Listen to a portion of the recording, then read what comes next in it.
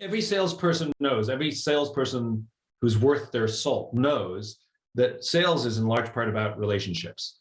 You know, it's not just a list of prices and product attributes. You know, that's when you've become a commodity.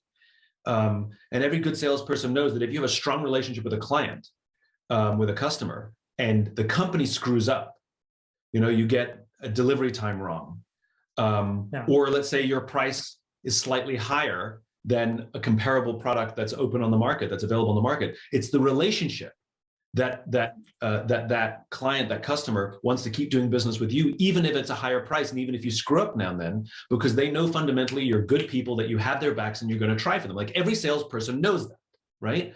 Well, if we know that that's the case with our customers and our clients, then the same logic applies to our colleagues, which is it's the relationships. If you want to guarantee that someone's loyal, if you want to guarantee that someone's going to be there for you, put in that extra mile, then it's the quality of the relationship. It's the exact same skill. So this is what's, I think actually salespeople have a head start in terms of leadership training, because they know how to build relationships. Now just apply that internally. One of the things that I learned from Jack Daly, who's a famous sales coach, is he said the average number of questions asked in a bad sales meeting is about 7, where the average number of questions asked in a good sales meeting is about 32.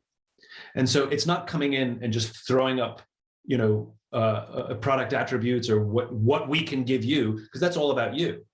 It's about learning to listen and learning to pay attention, and goes back to those listening skills. And at the C-level executives, you know, we don't know what their stressors are. You know, there are some basics. They know they need to do basic security because that's the world we live in.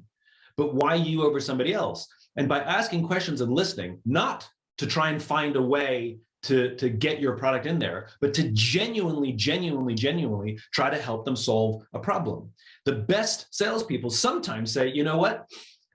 I hear what you're trying to do, and I'll be honest with you, we're not very good at that, but I'm going to put you in touch with somebody who is. That builds trust.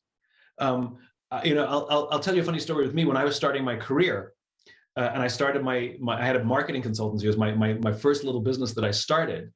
I remember coming from the advertising world, where we would talk to clients and we would tell them we were great at everything when we weren't.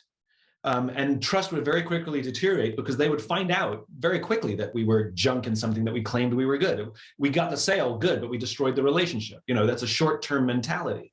And I remember I decided I was going to change that. And I would go meet with clients, and they wanted me to do all this work. And I'd say, okay, before we move on, I want you to know I'm extremely good at this thing that you want me to do.